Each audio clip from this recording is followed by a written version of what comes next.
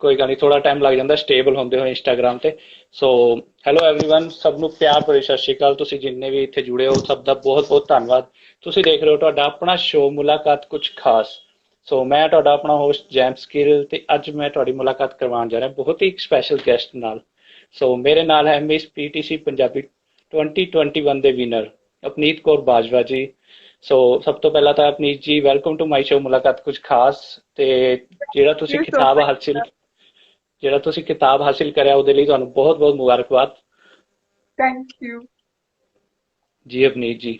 ਸੋ ਜਿੰਨੇ ਵਿਊਅਰਸ ਬਣੇ ਨੇ ਉਹਨਾਂ ਦਾ ਬਹੁਤ ਬਹੁਤ ਧੰਨਵਾਦ। ਤੇ ਜੋ ਵੀ ਸਵਾਲ ਕਰਨਾ ਚਾਹੁੰਦਾ ਅਪਨੀਤ ਜੀ ਨੂੰ ਤਾਂ ਕਰ ਸਕਦਾ, ਸਾਨੂੰ ਕਮੈਂਟ ਕਰ ਸਕਦਾ ਹੈ, ਕੁਐਸਚਨ ਬਾਕਸ ਸੈਂਡ ਕਰ ਸਕਦਾ, ਅਸੀਂ ਜ਼ਰੂਰ ਅਪਨੀਤ ਜੀ ਤੋਂ ਆਨਸਰ ਲਵਾਂਗੇ ਉਹਦਾ। ਸੋ ਅਪਨੀਤ ਜੀ, ਅਸੀਂ ਸ਼ੁਰੂ ਕਰਦੇ ਹਾਂ ਆਪਦੀ ਮੁਲਾਕਾਤ। ਤੋਂ ਸਭ ਤੋਂ ਪਹਿਲਾਂ ਤਾਂ ਮੈਂ ਜਾਣਨਾ ਚਾਹਾਂਗਾ, ਜਦੋਂ ਤੁਹਾਨੂੰ ਇਹ ਕਿਤਾਬ ਮਿਲਿਆ ਤੇ ਅਨਾਉਂਸ ਹੋਇਆ ਵਿਨਰ ਦਾ, ਤਾਂ ਕਿੱਦਾਂ ਦਾ ਐਕਸਪੀਰੀਅੰਸ ਸੀ ਉਹ?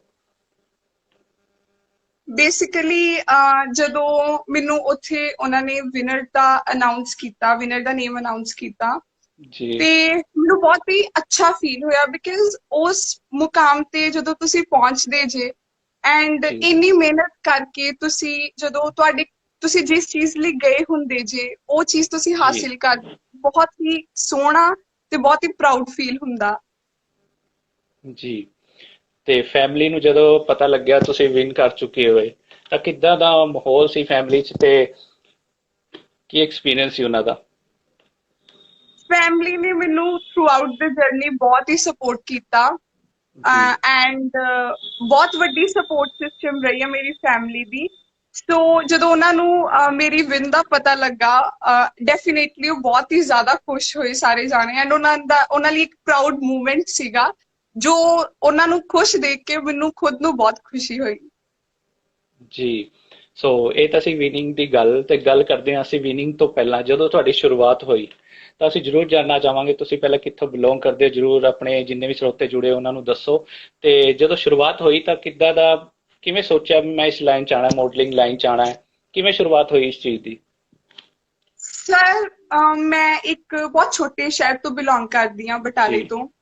ਐਂਡ ਮੇਰਾ ਇਹੀ ਸੁਪਨਾ ਵਾ ਕਿ ਮੈਂ ਛੋਟੇ ਸ਼ਹਿਰ ਦੀਆਂ ਕੁੜੀਆਂ ਜਿਹੜੀਆਂ ਉਹਨਾਂ ਨੂੰ ਮੋਟੀਵੇਟ ਕਰ ਸਕਾਂ, ਉਹਨਾਂ ਲਈ ਇੱਕ ਇਨਸਪੀਰੇਸ਼ਨ ਬਣ ਸਕਾਂ ਕਿ ਉਹ ਅੱਗੇ ਆਉਣ, ਆਪਣੇ ਆਪ ਨੂੰ ਦੁਨੀਆ ਦੇ ਸਾਹਮਣੇ, ਸੋਸਾਇਟੀ ਦੇ ਸਾਹਮਣੇ ਪ੍ਰੈਜ਼ੈਂਟ ਕਰਨ ਐਂਡ ਆਪਣੀ ਜਿਹੜੀ ਸਪੇਸ ਆ ਸੋਸਾਇਟੀ ਦੇ ਵਿੱਚ ਉਹ ਲੈਣ।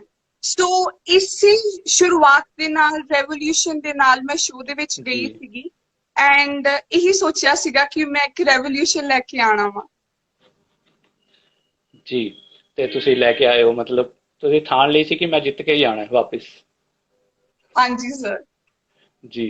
ਤਾਂ ਇਹ ਤਾਂ ਹੋ ਗਈ ਵਿਨਿੰਗ ਦੀ ਗੱਲ, ਤਾਂ ਫੈਮਿਲੀ ਬਹੁਤ ਖੁਸ਼ ਹੋਈ ਹੋਣੀ। ਪਰ ਵਿਨਿੰਗ ਤੋਂ ਪਹਿਲਾਂ ਦੀ ਗੱਲ ਕਰਦੇ ਹਾਂ ਅਸੀਂ, ਤੇ ਫੈਮਿਲੀ ਦੀ ਕਿੰਨੀ ਕੁ ਸਪੋਰਟ ਰਹੀ ਤੁਹਾਨੂੰ? ਕਿਉਂਕਿ ਅਕਸਰ ਕੀ ਹੁੰਦਾ ਸਾਡੇ ਪੰਜਾਬੀ ਫੈਮਲੀਆਂ 'ਚ ਇਸ ਲਾਈਨ ਨੂੰ ਥੋੜਾ ਜਿਹਾ ਕਹਿੰਦੇ ਨੇ ਕੁੜੀਆਂ ਨੂੰ ਘੱਟ ਭੇਜਿਆ ਜਾਂਦਾ ਹੈ, ਜਾਂ ਫਿਰ ਸਮਝਦੇ ਨਹੀਂ ਇਸ ਲਾਈਨ ਨੂੰ, ਜਾਂ ਫਿਰ ਕਹਿ ਲਈਏ ਕਿ ਇਸ ਲਾਈਨ ਨੂੰ ਗਲਤ ਸਮਝਿਆ ਜਾਂਦਾ। ਸੋ ਤੁਹਾਡੀ ਫੈਮਿਲੀ ਨੇ ਕਿੰਨਾ ਕੁ ਸਪੋਰਟ ਕਰਿਆ ਕਿ ਹਾਂ ਤੂੰ ਜਾ ਸਕਦੀ ਹੈ, ਕੋਈ ਗੱਲ ਨਹੀਂ?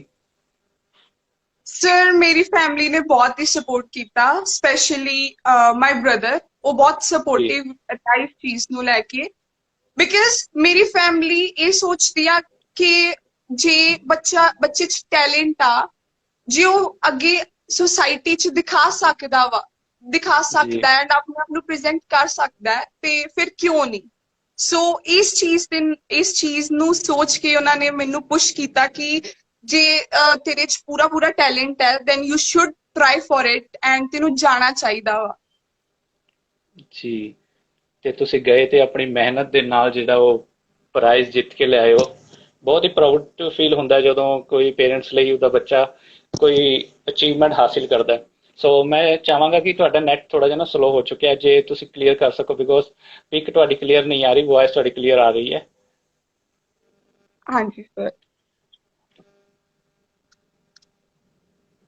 ਹੈਲੋ ਜੀ ਸਭ ਨੂੰ। ਐਕਚੁਅਲੀ ਜਿੰਨੇ ਵੀ ਸਰੋਤੇ ਬਣੇ ਹੋਏ ਆ ਉਹਨਾਂ ਨੂੰ ਮੈਂ ਦੱਸ ਦੇਵਾਂ ਕਿ ਤੁਹਾਡੇ ਕਮੈਂਟਸ ਜਿਹੜੇ ਨੇ ਉਹ ਰੀਡ ਕਰਨੇ ਬਹੁਤ ਹੀ ਮੁਸ਼ਕਿਲ ਹੋ ਰਹੇ ਨੇ, ਕਿਉਂਕਿ ਇੰਸਟਾਗ੍ਰਾਮ ਨੇ ਜਿਹੜਾ ਇਹ ਕਮੈਂਟ ਦਾ ਸੈਸ਼ਨ ਰੱਖਿਆ ਬਹੁਤ ਹੀ ਟਰਾਂਸਪੇਰੈਂਟ ਜਿਹਾ। ਸੋ ਬਹੁਤ ਮੁਸ਼ਕਿਲ ਹੋ ਰਹੀ ਹੈ ਤੁਹਾਡੇ ਕਮੈਂਟਸ ਪੜ੍ਹਨ ਨੂੰ।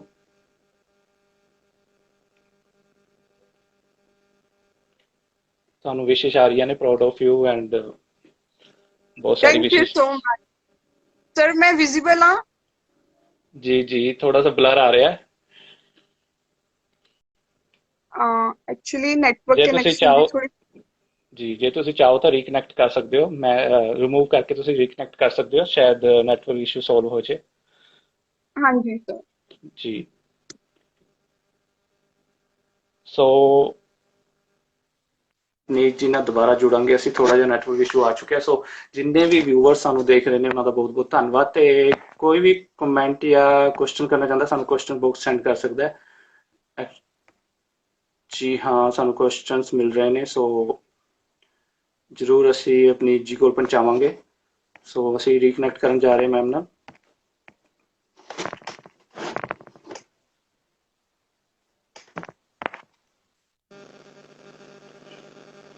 जी हाँ जी, अवनीत जी सुन पा रहे हो? ਹਾਂਜੀ ਸਰ, ਮੈਂ ਤੁਹਾਨੂੰ ਵਿਜ਼ੀਬਲ ਅੱਛੀ ਤਰ੍ਹਾਂ।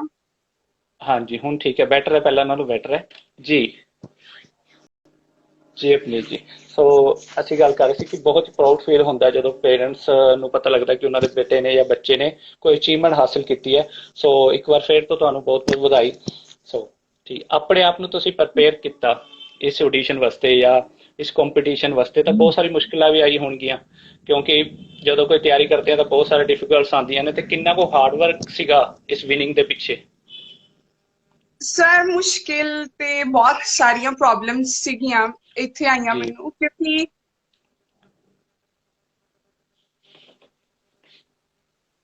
ਸਾਲ ਲੱਗਾ ਆਪਣੇ ਆਪ ਨੂੰ ਇਸ ਸ਼ੋ ਲਈ ਪ੍ਰਿਪੇਅਰ ਕਰਨ ਲਈ, ਬਿਕਾਜ਼ ਮੈਂ ਥੋੜੀ ਬਲਕੀ ਸੀਗੀ। ਪਹਿਲਾਂ ਮੈਨੂੰ ਜੀ ਆਪਣੀ ਬਾਡੀ ਤੇ ਵਰਕਆਊਟ ਕਰਨਾ ਪਿਆ, ਦੈਨ ਮੈਂ ਹਰ ਚੀਜ਼, ਹਰ ਸਕਿੱਲ ਜੋ ਉਹ ਸ਼ੋ ਲਈ ਇੰਪੋਰਟੈਂਟ ਸੀਗੀ, ਮੈਂ ਉਸ ਤੇ ਵਰਕ ਕੀਤਾ। ਸੋ ਉਸ ਚੀਜ਼ ਨੇ ਮੇਰਾ ਪੂਰਾ 1 ਸਾਲ ਲਿਆ, ਐਂਡ ਉਹ ਜਿਹੜੀ ਮਿਹਨਤ ਹੁੰਦੀ ਆ ਤੁਹਾਡੀ, ਜੀ ਜੋ ਮੈਂ ਕੀਤੀ ਥਰੂ ਆਊਟ, ਮੈਂ ਇਸ ਜਰਨੀ ਦੇ ਵਿੱਚ ਵੀ ਕੀਤੀ ਐਂਡ ਪਿੱਛੋਂ ਵੀ ਜਦੋਂ ਮੈਂ ਕੀਤਾ, ਮੈਂ ਇਹ ਸਮਝਦੀ ਹਾਂ ਕਿ ਜਦੋਂ ਤੁਸੀਂ ਮਿਹਨਤ ਕਰਦੇ ਜੇ, ਤੁਹਾਨੂੰ ਕੋਈ ਵੀ ਚੀਜ਼ ਮਿਲਣ ਤੋਂ ਕਦੀ ਵੀ ਨਹੀਂ ਰੁਕ ਸਕਦੀ।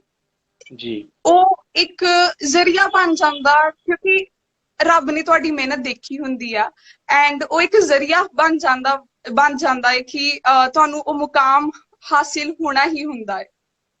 ਜੀ, ਕਹਿ ਲਈਏ ਕਿ ਇੱਕ ਸ਼ਿੱਦਤ ਹੋਣੀ ਚਾਹੀਦੀ ਹੈ ਕੋਈ ਵੀ ਚੀਜ਼ ਹਾਸਿਲ ਕਰਨ ਲਈ, ਤੁਹਾਡੇ ਵਿੱਚ ਇੱਕ ਜਜ਼ਬਾ ਹੋਣਾ ਚਾਹੀਦਾ ਕਿ ਮੈਂ ਕਰ ਸਕਦਾ ਹਾਂ ਇਹ। ਜੀ। ਹਾਂਜੀ। ਸੋ ਮਾਡਲਿੰਗ ਦੀ ਗੱਲ ਕਰੀਏ ਤਾਂ ਤੁਸੀਂ ਆਪਣਾ ਰੋਲ ਮਾਡਲ ਕਿਹਨੂੰ ਮੰਨਦੇ ਹੋ? ਕਿਸ ਤੋਂ ਇਨਸਪਾਇਰ ਹੋਏ ਸੀ ਤੁਸੀਂ ਕਿ ਮੈਂ ਇਸ ਲਾਈਨ ਵਿੱਚ ਜਾਣਾ ਚਾਹੁੰਦੀ ਹਾਂ? ਇਹਦੇ ਵਿੱਚ ਨੀਰੂ ਬਾਜਵਾ ਮੈਮ ਬੇਸਿਕਲੀ ਮੈਨੂੰ ਬਹੁਤ ਪਸੰਦ ਨੇ, ਜੇ ਮੈਂ ਇੰਡਸਟਰੀ ਦੀ ਗੱਲ ਕਰਾਂ। ਜੀ ਵੈਸੇ ਰੋਲ ਮਾਡਲ ਦੀ ਗੱਲ ਕਰਾਂ ਤੇ ਮੈਨੂੰ ਮੁਨੀਬਾ ਮਜ਼ਾਰੀ ਨੇ, she is non as an iron lady of Pakistan.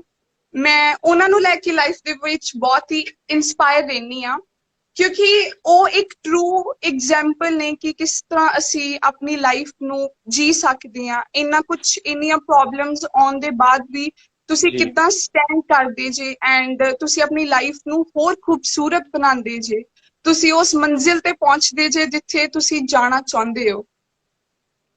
ਜੀ, ਤੇ ਬਹੁਤ ਕੁਝ ਸਿੱਖਣ ਨੂੰ ਮਿਲਿਆ ਤੁਹਾਨੂੰ ਉਹਨਾਂ ਤੋਂ। ਹਾਂਜੀ। ਜੀ।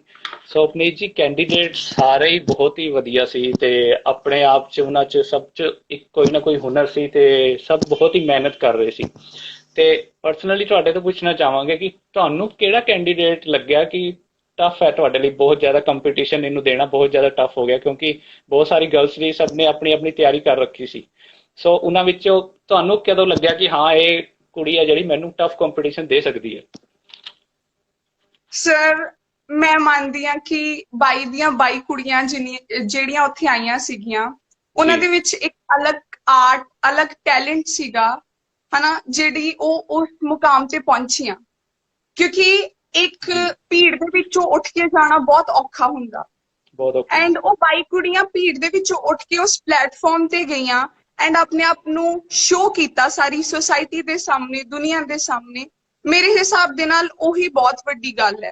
ਜੀ ਬਾਕੀ ਜੇ ਗੱਲ ਕੀਤੀ ਜਾਏ ਜਿੱਤਣ ਹਾਰਨ ਦੀ, ਕੰਪੀਟੀਸ਼ਨ ਦੀ, ਤੇ ਇਹ ਸਿਰਫ ਹਾਰਡ ਵਰਕ ਤੇ ਡਿਪੈਂਡ ਕਰਦਾ, ਟੈਲੈਂਟ ਹਰ ਇੱਕ 'ਚ ਹੁੰਦਾ, ਤਾਂ ਉੱਥੇ ਪਹੁੰਚੀਆਂ ਸਾਰੀਆਂ ਕੁੜੀਆਂ। ਜੀ ਕੋਈ ਜ਼ਿਆਦਾ ਕਰ ਜਾਂਦਾ, ਕੋਈ ਘੱਟ ਕਰ ਜਾਂਦਾ, ਸੋ ਉਹ ਤੁਹਾਡੀ ਪੋਜੀਸ਼ਨਸ ਤੇ ਆ ਜਾਂਦਾ ਵਾ। ਜੀ। ਫਿਰ ਵੀ ਕੋਈ ਇੱਕ ਪਰਸਨਲੀ ਜਿਹੜਾ ਜਿਨ੍ਹਾਂ ਦਾ ਤੁਸੀਂ ਨਾਂ ਦੱਸਣਾ ਚਾਹੋ ਕਿ ਹਾਂ ਇਹ ਜਿਹੜੇ ਮੈਨੂੰ ਸੀ ਬਹੁਤ ਜ਼ਿਆਦਾ ਟਫ ਲੱਗੇ ਸੀ। ਅਮ ਮੈਂ ਇਦਾਂ ਪਾਰਟਿਕੂਲਰ ਨਹੀਂ ਨਾਮ ਮੈਨੂੰ ਨਹੀਂ ਹੈਗਾ, ਕਿਉਂਕਿ ਮੈਂ ਸੱਚੀ ਦੱਸਾਂ ਤੇ ਮੈਂ ਸਭ ਨਾਲੋਂ ਛੋਟੀ ਸੀਗੀ, ਸੋ ਮੇਰੇ ਜੀ ਲਈ ਸਾਰੇ ਬਹੁਤ ਵੱਡਾ ਕੰਪੀਟੀਸ਼ਨ ਉੱਥੇ ਸੀਗੇ। ਬਿਕਾਜ਼ ਮੈਂ ਮੰਨਦੀ ਸੀਗੀ ਕਿ ਮੈਂ ਸ਼ਾਇਦ ਛੋਟੀ ਹੋਣ ਦੇ ਕਾਰਨ ਕੋਈ ਐਸਪੈਕਟ ਵਿੱਚੋਂ ਪਿੱਛੇ ਨਾ ਰਹਿ ਜਾ। ਜੀ ਲੇਕਿਨ ਮਿਹਨਤ ਸੀਗੀ ਮੇਰੇ ਨਾਲ, ਉਹਨੇ ਮੇਰਾ ਪੂਰਾ ਸਾਥ ਦਿੱਤਾ। ਜੇ ਕੰਪੀਟੀਸ਼ਨ ਦੀ ਗੱਲ ਕੀਤੀ ਜਾਏ ਤੇ ਬਹੁਤ ਹੀ ਟਫ ਕੰਪੀਟੀਸ਼ਨ ਸੀਗਾ, ਐਂਡ ਕੋਈ ਪਾਰਟਿਕੂਲਰ ਕੁੜੀ ਇਹੋ ਜਿਹੀ ਸੀਗੀ ਨਹੀਂ ਕਿ ਜਿਹਨੂੰ ਮੈਂ ਨਾ ਮੰਨਾਂ ਕਿ ਕੰਪੀਟੀਸ਼ਨ ਨਹੀਂ ਸੀਗੀ ਉੱਥੇ। ਜੀ ਜਿਵੇਂ ਕਿ ਤੁਸੀਂ ਕਿਹਾ ਕਿ ਤੁਸੀਂ ਛੋਟੇ ਜਿਹੇ ਸ਼ਹਿਰ ਤੋਂ ਹੋ ਤੇ ਤੁਹਾਡੀ ਉਮਰ ਵੀ ਬਹੁਤ ਜ਼ਿਆਦਾ ਛੋਟੀ ਸੀ ਸਭ ਕੰਟੈਸਟੈਂਟ ਨਾਲੋਂ, ਤੇ ਵੈਸੇ ਹੈ ਕਿ ਤੁਹਾਡੀ ਮਿਹਨਤ ਹੈ ਜਿਹੜੀ ਰੰਗ ਲਾਈ ਤੇ ਤੁਸੀਂ ਵਿਨਰ ਹੋਏ ਹੋ। ਸੋ ਜੱਜਿਸ ਦੀ ਗੱਲ ਕਰੀਏ, ਜੱਜਿਸ ਚ ਸਭ ਤੋਂ ਸਵੀਟ ਤੇ ਸਭ ਤੋਂ ਟਫ ਜੱਜਿਸ ਕਿਹੜਾ ਲੱਗਿਆ ਤੁਹਾਨੂੰ? ਸਭ ਨਾਲੋਂ ਸਵੀਟ ਗੁਰਪ੍ਰੀਤ ਚੱਡਾ ਮੈਮ ਸੀਗੇ। ਗੁਰਪ੍ਰੀਤ ਜੀ ਚੱਡਾ ਮੈਮ ਇੰਨੇ ਸਪੋਰਟਿੰਗ ਨੇ ਕਿ ਥਰੂ ਆਊਟ ਦ ਜਰਨੀ ਉਹ ਤੁਹਾਨੂੰ ਹਰ ਚੀਜ਼ ਨੂੰ ਲੈ ਕੇ ਗਾਈਡ ਕਰਦੇ ਨੇ, ਹਰ ਚੀਜ਼ ਜੀ ਨੂੰ ਲੈ ਕੇ ਤੁਹਾਨੂੰ ਦੱਸਦੇ ਨੇ ਕਿ ਕਿੱਥੇ ਤੁਸੀਂ ਆਪਣੇ ਆਪ ਨੂੰ ਬੈਟਰ ਕਰ ਸਕਦੇ ਜੇ। ਇਹੀ ਨਹੀਂ ਕਿ ਸਿਰਫ on the stage, off screen ਵੀ ਮੈਮ ਸਾਨੂੰ ਆ ਕੇ ਦੱਸਦੇ ਸੀਗੇ ਕਿ ਇਸ ਚੀਜ਼ ਤੇ ਵਰਕ ਕਰੋ, ਇਸ ਚੀਜ਼ ਨੂੰ ਲੈ ਕੇ ਤੁਸੀਂ ਹੋਰ ਨਿਖਾਰ ਸਕਦੇ ਜੇ ਆਪਣੇ ਆਪ ਨੂੰ। ਸੋ ਸਭ ਨਾਲੋਂ sweet and sportive Gurpreet ma'am ਰਹੇ। ਹਾਲਾਂਕਿ ਸਭ ਨਾਲੋਂ ਸਾਰੇ ਜੀ ਜੱਜਿਸ ਬਹੁਤ ਹੀ ਸਪੋਰਟਿਵ ਸੀਗੇ ਉੱਥੇ, ਐਂਡ ਗੁਰਪ੍ਰੀਤ ਮੈਮ ਨੇ ਬਹੁਤ ਸਪੋਰਟ ਕੀਤੀ। ਓਕੇ, ਇਹ ਤਾਂ ਸਵੀਟ ਹੋ ਗਏ, ਤੇ ਸਭ ਤੋਂ ਟਫ ਕਿਹੜੇ ਸੀ ਜਿਹੜੇ ਬਹੁਤ ਹੀ ਰੂਡ ਜਾਂ ਫਿਰ ਗੁੱਸੇ ਨਾਲ ਸਮਝਾਉਂਦੇ ਸੀ ਤੁਹਾਨੂੰ? ਉਹ ਤੇ ਟੀਵੀ ਤੇ ਸਭ ਨੇ ਦੇਖਿਆ, ਬਟ ਮੈਂ ਕਹਾਂਗੀ ਕਿ ਨਵ ਬਾਜਵਾ ਸਰ ਨੇ ਸਾਨੂੰ ਉਹ ਜਿਹੜਾ ਉਹਨਾਂ ਦਾ ਗੁੱਸਾ ਸੀਗਾ, ਬੇਸ਼ੱਕ ਉਹਨਾਂ ਜੀ ਨੇ ਵਿੱਚ ਇਨ ਦ ਮਿਡਲ ਜੁਆਇਨ ਕੀਤਾ ਸੀਗਾ, ਬਟ ਉਹ ਗੁੱਸੇ ਨੇ, ਮੈਂ ਪਰਸਨਲੀ ਇਹ ਬਿਲੀਵ ਕਰਦੀ ਕਿ ਮੈਨੂੰ ਬਹੁਤ ਸਰ ਦੇ ਉਹ ਵਰਡਸ, ਸਰ ਨੇ ਜਦੋਂ ਸਾਨੂੰ ਸਰ ਬੋਲਦੇ ਹੁੰਦੇ ਸੀਗੇ ਕਿ ਤੁਹਾਡੇ 'ਚੋਂ ਹੰਗਰ ਹੋਣੀ ਚਾਹੀਦੀ ਆ ਟਰੋਫੀ ਜੀ ਨੂੰ ਪਾਉਣ, ਸੋ ਸਰ ਜਦੋਂ ਉਹ ਵਰਡਸ ਬੋਲਦੇ ਹੁੰਦੇ ਸੀਗੇ, ਉਸ ਚੀਜ਼ ਨੂੰ ਉਦੋਂ ਸਾਡੇ ਅੰਦਰ ਇੱਕ ਅਲੱਗ ਜਜ਼ਬਾ, ਇੰਸਪੀਰੇਸ਼ਨ ਆ ਜਾਂਦੀ ਸੀ। ਸੋ ਜੀ ਨਵ ਬਾਜਵਾ ਸਰ ਦੀਆਂ ਉਹ ਗੱਲਾਂ ਜਿਹੜੀਆਂ, ਉਹ ਹਾਲੇ ਵੀ ਮੈਂ ਜਦੋਂ ਸੋਚਦੀ ਹਾਂ ਤੇ ਮੈਨੂੰ ਇਹ ਚੀਜ਼ ਹੁੰਦੀ ਕਿ ਹਾਂ ਮਤਲਬ ਸਰ ਦੀਆਂ ਉਹ ਗੱਲਾਂ ਹਾਲੇ ਵੀ ਮੈਨੂੰ ਪੁਸ਼ ਕਰਦੀਆਂ ਨੇ। ਸੋ ਜੀ ਉਸ ਵਕਤ ਸਰ ਦੀਆਂ ਉਹ ਗੱਲਾਂ ਨੇ ਸਾਨੂੰ ਬਹੁਤ ਹੀ ਪੁਸ਼ ਕੀਤਾ ਆਪਣੇ ਗੋਲ ਦੀ ਤਰਫ। ਕਹਿ ਲਈਏ ਤਾਂ ਨਵ ਬਾਜਵਾ ਜੀ ਕਹਿਣ ਨੂੰ ਥੋੜਾ ਜਿਹਾ ਸਟ੍ਰਿਕਟ ਸੀਗੇ, ਥੋੜਾ ਜਿਹਾ ਗੁੱਸੇ ਵਾਲੇ ਸੀ, ਬਟ ਉਹਨਾਂ ਦੀ ਜਿੰਨੀ ਵੀ ਗਾਈਡਲਾਈਨ ਦਿੱਤੀਆਂ ਜਾਂਦੀਆਂ ਸੀ ਉਹ ਇੱਕ ਮੋਟੀਵੇਸ਼ਨ ਦੇ ਤੌਰ ਤੇ ਕੰਮ ਆਈਆਂ ਤੁਹਾਡੀ। ਕਿਉਂਕਿ ਸਰ ਦਾ ਇਹ ਮੋਟਿਵ ਸੀਗਾ ਕਿ ਜਿੰਨੀਆਂ ਵੀ ਕੁੜੀਆਂ ਇੱਥੇ ਨੇ ਉਹ ਸਾਰਾ ਆਪਣਾ ਬੈਸਟ ਦੇਣ, ਕਿਤੇ ਵੀ ਜੀ ਢਿੱਲੀਆਂ ਨਾ ਪੈਣ। ਸੋ ਇੱਕ ਹਮੇਸ਼ਾ ਕਹਿੰਦੇ ਆ ਨਾ ਕਿ ਘਰ ਦੇ ਵਿੱਚ ਇੱਕ ਸਟ੍ਰਿਕਟ ਬੰਦੇ ਦਾ ਹੋਣਾ ਵੀ ਜ਼ਰੂਰੀ ਆ। ਸੋ ਸਾਡੀ ਉਹ ਜੀ ਪੀਟੀਸੀ ਦੀ ਫੈਮਿਲੀ ਦੇ ਵਿੱਚ ਨਵ ਬਾਜਵਾ ਸਰ ਥੋੜੇ ਜਿਹੇ ਸਟ੍ਰਿਕਟ ਸੀਗੇ, ਬਟ ਸਰ ਨੇ ਬਹੁਤ ਸਪੋਰਟ ਕੀਤਾ। ਜੀ ਜਿੱਤ ਹਾਰ ਤਾਂ ਬਣੀ ਰਹਿੰਦੀ ਹੈ, ਬਟ ਇੰਨੇ ਵੱਡੇ ਪਲੇਟਫਾਰਮ ਤੇ ਪਰਫਾਰਮ ਕਰਨਾ ਇਹ ਬਹੁਤ ਵੱਡੀ ਗੱਲ ਆ ਆਪਣੇ ਆਪ 'ਚ। ਸੋ ਜਦੋਂ ਵੀ ਆਡੀਸ਼ਨ ਦੀ ਗੱਲ ਹੋਈ, ਤੁਹਾਨੂੰ ਆਡੀਸ਼ਨ 'ਚ ਸਿਲੈਕਟ ਹੋ ਗਏ ਤੁਸੀਂ, ਤੇ ਤੁਸੀਂ ਸੋਚਿਆ ਸੀ ਜਦੋਂ ਫਸਟ ਡੇ ਤੁਸੀਂ ਆਡੀਸ਼ਨ 'ਚ ਗਏ ਕਿ ਹਾਂ ਮੈਂ ਇਹ ਖਿਤਾਬ ਹਾਸਿਲ ਕਰ ਲਾਂਗੀ? ਸਰ ਮਿਹਨਤ, ਮੈਂ ਤੁਹਾਨੂੰ ਅੱਗੇ ਵੀ ਦੱਸਿਆ ਕਿ ਮੈਂ 1 ਸਾਲ ਮਿਹਨਤ ਕੀਤੀ ਆ ਇਸ ਚੀਜ਼ ਨੂੰ ਲੈ ਕੇ। ਮੈਂ ਸੋਚ ਕੇ ਗਈ ਸੀਗੀ ਕਿ ਡੂ ਔਰ ਜੀ ਡਾਈ, ਹਨਾ। ਸੋ ਜੀ ਇਹ ਚੀਜ਼ ਨੂੰ ਹਮੇਸ਼ਾ ਜ਼ਿੰਦਗੀ 'ਚ ਕੋਈ ਵੀ ਚੀਜ਼ ਜਿੱਤਣ ਲਈ ਹਮੇਸ਼ਾ ਇਹੀ ਏਜੰਡਾ ਹੋਣਾ ਚਾਹੀਦਾ, ਜਾਂ ਕਰੋ ਜਾਂ ਮਰੋ। ਸੋ ਉਹੀ ਸਿਚੁਏਸ਼ਨ ਮੇਰੀ ਸੀਗੀ ਕਿ ਜਿਸ ਦਿਨ ਮੈਂ ਪਹਿਲੀ ਵਾਰ ਉਸ ਸਟੇਜ ਤੇ ਕਦਮ ਰੱਖਿਆ ਸੀਗਾ, ਮੈਂ ਇਹੀ ਚੀਜ਼ ਸੋਚੀ ਸੀਗੀ ਕਿ ਨੋ, ਮੈਂ 1 ਸਾਲ ਮਿਹਨਤ ਕੀਤੀ ਆ, ਐਂਡ ਮੈਂ ਆਪਣੀ ਮਿਹਨਤ ਨੂੰ ਕਦੀ ਵੀ ਜ਼ਾਇਆ ਨਹੀਂ ਜਾਣ ਦੇਵਾਂਗੀ। ਸੋ ਉੱਥੇ ਮੈਂ ਸੋਚ ਕੇ ਗਈ ਸੀਗੀ ਕਿ ਮੈਂ ਜਿੱਤਣਾ ਵਾ। ਜੇ ਇਸ ਏਜੰਡੇ ਨਾਲ ਤੁਸੀਂ ਸੋਚ ਕੇ ਜਾਂਦੇ ਜੇ, ਉਹ ਹਮੇਸ਼ਾ ਹੀ ਪੂਰਾ ਹੁੰਦਾ। ਜੀ ਤੁਸੀਂ ਪਹਿਲਾਂ ਹੀ ਕੌਨਫੀਡੈਂਸ ਸੀ, ਕੌਨਫੀਡੈਂਸ ਹੋਣਾ ਬਹੁਤ ਜ਼ਰੂਰੀ ਹੈ, ਕਿਉਂਕਿ ਹਾਂਜੀ ਜਦੋਂ ਤੱਕ ਤੁਹਾਡੇ 'ਚ ਕੌਨਫੀਡੈਂਸ ਨਹੀਂ ਹੈ ਤੁਸੀਂ ਉਹ ਕੋਈ ਵੀ ਸਫ਼ਰ ਜਿਹੜਾ ਤੈਅ ਨਹੀਂ ਕਰ ਸਕਦੇ। ਸੋ ਕਹਿ ਲਈਏ ਕਿ ਤੁਹਾਡੀ ਜਿਹੜੀ ਲੈਂਗੁਏਜ ਹੈ ਉਹਦੇ 'ਚ ਵੀ ਕੋਈ ਅਸੈਂਟ ਹੈ ਨਾ, ਥੋੜਾ ਜਿਹਾ ਚੇਂਜ ਹੈ, ਜਿੱਦਾਂ ਤੁਸੀਂ ਬੋਲਦੇ ਹੋ, ਤੁਹਾਡੇ ਬੋਲਣ ਦਾ ਸਟਾਈਲ, ਤਾਂ ਲੱਗਿਆ ਨਹੀਂ ਤੁਹਾਨੂੰ ਕਦੇ ਮੈਨੂੰ ਪ੍ਰੋਬਲਮ ਆ ਸਕਦੀ ਹੈ ਜਾਂ ਫਿਰ ਏਦਾਂ ਦਾ, ਜਾਂ ਹੋਰ ਹੀ ਵਧੀਆ ਹੋ ਗਿਆ ਇਸ ਚੀਜ਼ ਜੱਜਿਸ ਲਈ? Firstly thank you for the compliment. ਜੀ ਇਸ ਚੀਜ਼ ਨੂੰ ਲੈ ਕੇ ਮੈਨੂੰ ਕਿਤੇ ਨਾ ਕਿਤੇ ਲੱਗਦਾ ਸੀਗਾ ਕਿ ਬਿਕਾਜ਼ ਪੰਜਾਬੀ ਸ਼ੋ ਆ, ਪੰਜਾਬੀ ਸੋ ਸ਼ੋ। ਜੀ ਮੈਨੂੰ ਇਸ ਚੀਜ਼ ਨੂੰ ਲੈ ਕੇ ਲੱਗਦਾ ਸੀਗਾ ਕਿ ਮੇਰੀ ਲੈਂਗੁਏਜ ਕਿਤੇ ਇਹ ਨਾ ਹੋ ਜੇ ਕਿ ਮੈਂ ਥੋੜੀ ਉਸ ਚੀਜ਼ ਨੂੰ ਲੈ ਕੇ ਪਿੱਛੇ ਛੁੱਟ ਜਾ। ਜੀ ਜੀ ਬਟ ਮੈਂ ਇਸ ਚੀਜ਼ ਤੋਂ ਖੁਸ਼ ਹਾਂ ਕਿ ਮੈਨੂੰ ਇਸ ਚੀਜ਼ ਨੂੰ ਲੈ ਕੇ ਵੀ, ਮੇਰੀ ਲੈਂਗੁਏਜ ਨੂੰ ਲੈ ਕੇ ਵੀ ਮੈਨੂੰ ਟਾਈਟਲ ਮਿਲਿਆ ਜਸਟ ਬਿਕਾਜ਼ ਮੈਂ ਓਨੈਸਟ ਸੀਗੀ, ਮੈਂ ਜੋ ਸੀਗੀ ਮੈਂ ਦਿਖਾਇਆ ਉੱਥੇ। ਜੀ ਸੋ ਉਹ ਸ਼ੋਅ ਤੁਹਾਨੂੰ ਹਮੇਸ਼ਾ ਉਹੀ ਇਨਸਾਨ ਅੱਗੇ ਆਉਂਦਾ ਵਾ ਜੋ ਉਹ ਹੁੰਦਾ ਹੈ, ਹਨਾ। ਜੀ ਸੋ ਜੀ ਮੈਂ ਜੋ ਸਿੱਖੀ ਮੈਂ ਉੱਥੇ ਦਿਖਾਇਆ ਐਂਡ ਉਹ ਉਹਨਾਂ ਨੇ ਐਕਸੈਪਟ ਕੀਤਾ। ਸੋ ਆਈ ਜੀ ਫੀਲ ਫੋਰਚੂਨੇਟ ਫॉर दैट। ਜੀ ਬਹੁਤ ਹੀ ਖੂਬ, ਕਿਉਂਕਿ ਤੁਸੀਂ ਰਿਐਲਿਟੀ ਜਿਹੜੀ ਹੈ ਤੁਸੀਂ ਸਾਹਮਣੇ ਰੱਖੀ। ਬਿਕੋਜ਼ ਤੁਹਾਡੇ ਮਨ 'ਚ ਵੀ ਬਹੁਤ ਸਾਰੇ ਖਿਆਲ ਆਏ ਹੋਣੇ ਕਿ ਏਡਾ ਵੱਡਾ ਪੰਜਾਬੀ ਮੰਚ ਹੈ ਤਾਂ ਉੱਥੇ ਠਾਠ ਪੰਜਾਬੀ ਜਿਹੜੀ ਹੈ ਉਹ ਬੋਲੀ ਜਾਂਦੀ ਹੈ। ਸੋ ਫੈਕਟਸ ਤੁਹਾਨੂੰ ਪਏ ਹੋਣੇ, ਬਟ ਇਸ ਗੱਲ ਦੀ ਖੁਸ਼ੀ ਹੈ ਕਿ ਤੁਸੀਂ ਚੇਂਜ ਨਹੀਂ ਹੋਏ, ਤੁਸੀਂ ਰਿਐਲਿਟੀ ਜੋ ਵੀ ਹੋ ਤੁਸੀਂ ਆਪਣੇ ਸਾਹਮਣੇ ਰੱਖੀ ਤੇ ਵਿਨ ਹੋਏ ਹੋ। ਸੋ ਬਹੁਤ ਹੀ ਖੂਬਸੂਰਤ। ਤੇ ਪੂਰਾ ਸੀਜ਼ਨ ਵਿੱਚ ਜੇ ਗੱਲ ਕਰੀਏ, ਪੂਰੇ ਸੀਜ਼ਨ ਵਿੱਚ ਇੱਕ ਖਾਸ ਮੂਮੈਂਟ ਜਿਹੜੀ ਬਹੁਤ ਹੀ ਖਾਸ ਰਹੀ ਹੋਏ ਤੁਹਾਡੇ ਵਾਸਤੇ, ਲੱਕੀ ਮੂਮੈਂਟ ਕਹਿ ਲਈਏ ਜਾਂ ਫਿਰ ਕੋਈ ਸਪੈਸ਼ਲ ਮੂਮੈਂਟ। ਸਪੈਸ਼ਲ ਮੂਮੈਂਟ ਪੂਰੇ ਸੀਜ਼ਨ ਦੇ ਵਿੱਚ ਜਦੋਂ ਮੈਨੂੰ ਤਾਜ ਪਹਿਨਾਇਆ, ਟਰॉफੀ ਹੱਥ 'ਚ ਆਈ ਸੀਗੀ, ਕਿਉਂਕਿ ਜਿਸ ਚੀਜ਼ ਲਈ ਮਿਹਨਤ ਕੀਤੀ ਸੀ, ਜਿਸ ਚੀਜ਼ ਨੂੰ ਦਿਮਾਗ 'ਚ ਰੱਖ ਕੇ ਮੈਂ ਗਈ ਸੀਗੀ ਕਿ ਲੈ ਜੀ ਕੇ ਆਉਣਾ, ਐਗਜ਼ਾਮਪਲ ਸੈੱਟ ਕਰਨੀ ਕੁੜੀਆਂ ਜੀ ਲਈ, ਇਨਸਪੀਰੇਸ਼ਨ, ਕੁੜੀਆਂ ਨੂੰ ਅੱਗੇ ਲੈ ਕੇ ਆਉਣਾ। ਤੋ ਉਹ ਚੀਜ਼ ਜਦੋਂ ਮਿਲੀ ਮੈਨੂੰ, ਸਭ ਨਾਲੋਂ proud, Lucky and fortunate moment ਮੇਰੇ ਲਈ ਥਰੂ ਆਊਟ ਦ ਜਰਨੀ ਹੋ ਰਿਹਾ ਹੈ। ਜੀ ਤੁਸੀਂ ਕਾਫੀ ਇਮੋਸ਼ਨਲ ਵੀ ਹੋ ਗਏ ਸੀ ਤੇ ਹਾਂਜੀ ਜੀ ਸਰ, ਅਕਸਰ ਇਹ ਚੀਜ਼ ਹੋ ਜਾਂਦੀ ਹੈ। ਜੀ।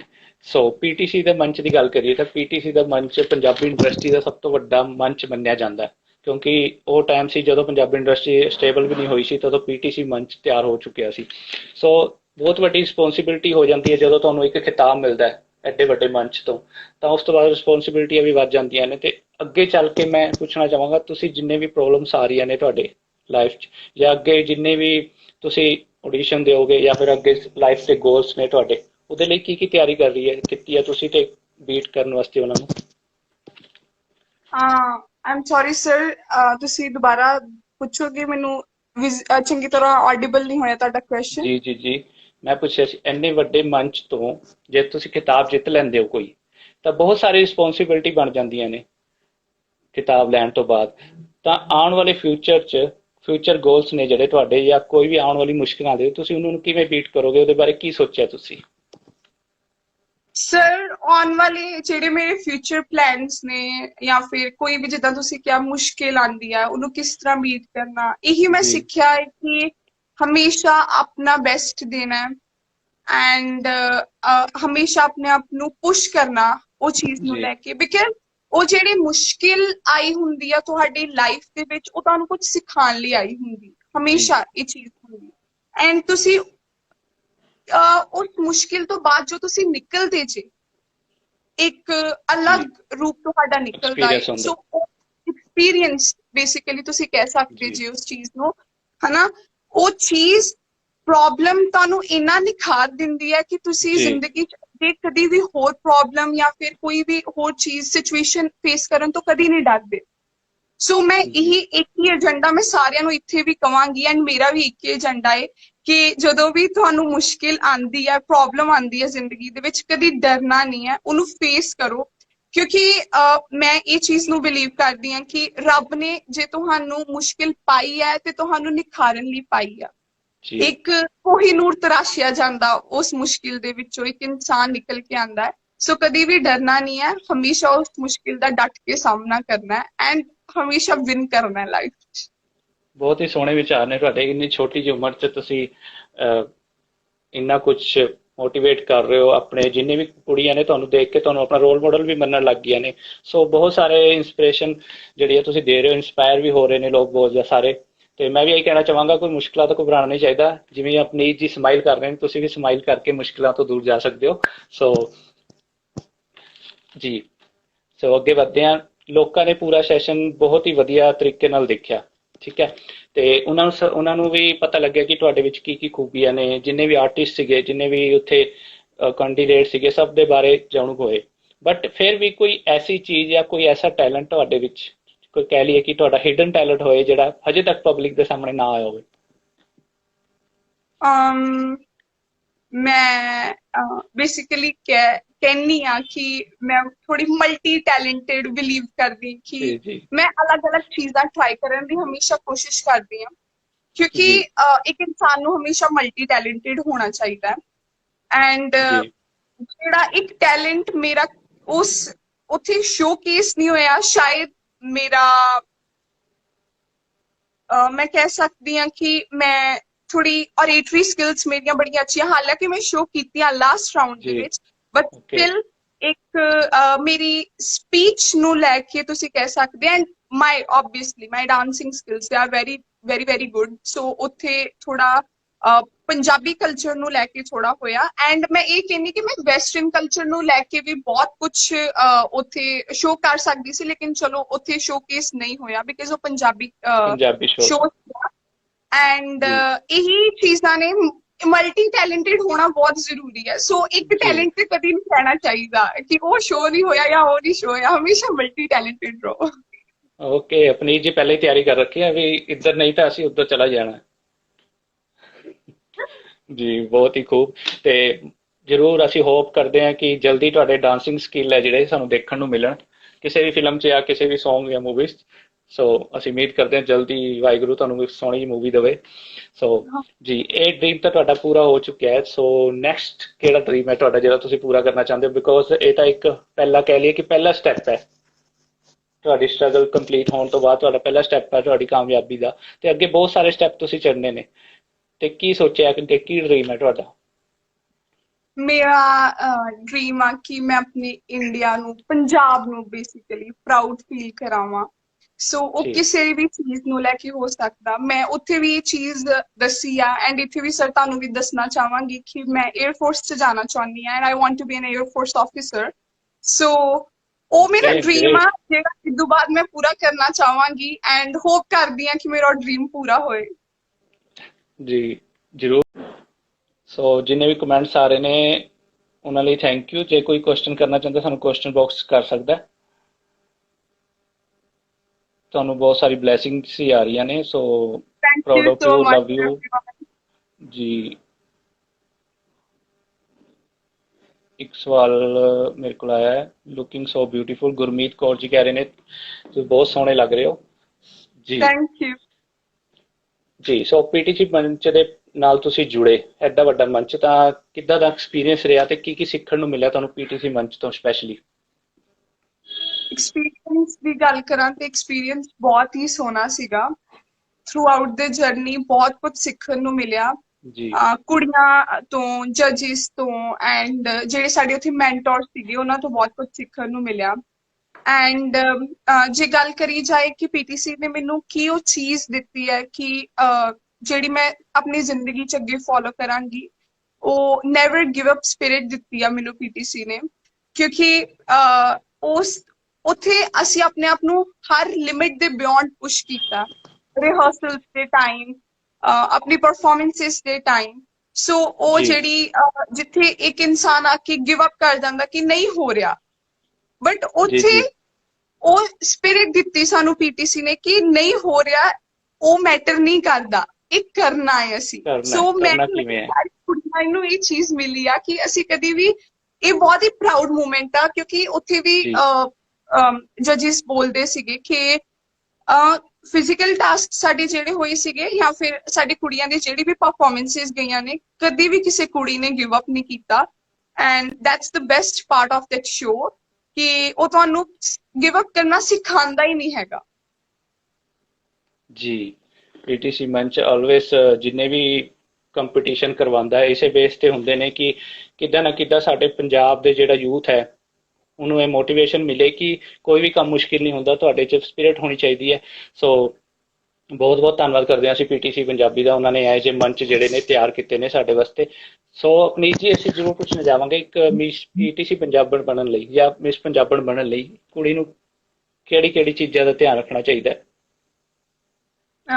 ਮਿਸ ਪੀਟੀਸੀ ਪੰਜਾਬੀ ਬਣਨ ਲਈ ਮੈਂ ਕਹਿੰਦੀ ਹਾਂ ਕਿ ਜੇ ਕੋਈ ਵੀ ਕੁੜੀ ਆਪਣੀ ਲਾਈਫ 'ਚ ਡ੍ਰੀਮ ਕਰਦੀ ਕਿ ਉਹਨੇ ਮਿਸ ਪੀਟੀਸੀ ਪੰਜਾਬੀ ਦਾ ਖਿਤਾਬ ਜਿੱਤਣਾ ਹੈ ਤੇ ਉਹਨੂੰ ਕੌਨਫੀਡੈਂਟ ਜੀ ਉਹਦੀਆਂ ਔਰ ਇਤਨੀ ਸਕਿੱਲਸ ਬੜੀਆਂ ਅੱਛੀਆਂ ਹੋਣੀਆਂ ਚਾਹੀਦੀਆਂ ਬਿਕਾਜ਼ ਤੁਸੀਂ ਆਪਣੇ ਪੰਜਾਬ ਨੂੰ ਰਿਪਰੈਜ਼ੈਂਟ ਕਰ ਰਹੇ ਜੇ ਇਸ ਵਕਤ ਜਿਸ ਜੀ ਤਰ੍ਹਾਂ ਮੇਰੇ ਕੋਲ ਖਿਤਾਬ ਆ ਮੈਂ ਆਪਣੇ ਪੂਰੇ ਪੰਜਾਬ ਨੂੰ ਰਿਪਰੈਜ਼ੈਂਟ ਕਰ ਰਹੀ ਹਾਂ ਏਡੀ ਵੱਡੀ ਰਿਸਪੌਂਸਿਬਿਲਿਟੀ ਹੁੰਦੀ ਹੈ ਤੁਹਾਡੇ ਸਿਰ ਦੇ ਉੱਤੇ ਸੋ ਤੁਸੀਂ ਉਸ ਚੀਜ਼ ਨੂੰ ਇੱਕ ਰਿਸਪੌਂਸਿਬਲ ਵੀ ਹੋਣੇ ਚਾਹੀਦੇ ਹੋ ਤੁਸੀਂ ਉਸ ਚੀਜ਼ ਜੀ ਨੂੰ ਲੈ ਕੇ ਸੋ ਰਿਸਪੌਂਸਿਬਲ ਕੌਨਫੀਡੈਂਟ ਔਰ ਏਟਰੀ ਸਕਿੱਲਸ ਅੱਛੀਆਂ ਹੋਣੀਆਂ ਚਾਹੀਦੀਆਂ ਤੁਹਾਡੀਆਂ ਐਂਡ ਤੁਹਾਡੀ ਫਿਜ਼ੀਕਲ ਐਂਡ ਮੈਂਟਲ ਸਟਰੈਂਥ ਬਹੁਤ ਇੰਪੋਰਟੈਂਟ ਆ ਬਿਕਾਜ਼ ਜਿਸ ਤਰ੍ਹਾਂ ਮੈਂ ਤੁਹਾਨੂੰ ਅੱਗੇ ਵੀ ਇਹ ਚੀਜ਼ ਦੱਸੀ ਆ ਕਿ ਉੱਥੇ ਗਿਵ ਅਪ ਨਹੀਂ ਹੋਣਾ ਸੋ ਉਹਦੇ ਲਈ ਤੁਹਾਨੂੰ ਜੀ ਫਿਜ਼ੀਕਲ ਐਂਡ ਮੈਂਟਲ ਸਟਰੈਂਥ ਬਹੁਤ ਸਟਰੋਂਗ ਇੰਪੋਰਟੈਂਟ ਰਹਿਣਾ ਆ ਚਾਹੀਦਾ। ਬਹੁਤ ਜ਼ਿਆਦਾ ਸਟਰੋਂਗ ਚਾਹੀਦੀ ਆ ਜੀ ਬਹੁਤ ਹੀ ਖੂਬਸੂਰਤ ਆਪਣੀ ਜੀ। ਸੋ ਮੈਂ ਇੱਕ ਬਹੁਤ ਹੀ ਅਹਿਮ ਸਵਾਲ ਹੈ ਮੇਰੇ ਜਹਨ 'ਚ ਆਇਆ ਸੀ ਜਦੋਂ ਤੁਸੀਂ ਫਾਈਨਲ 'ਚ ਗਏ ਸੀ ਤਾਂ ਤੁਸੀਂ ਲਾਸਟ 'ਚ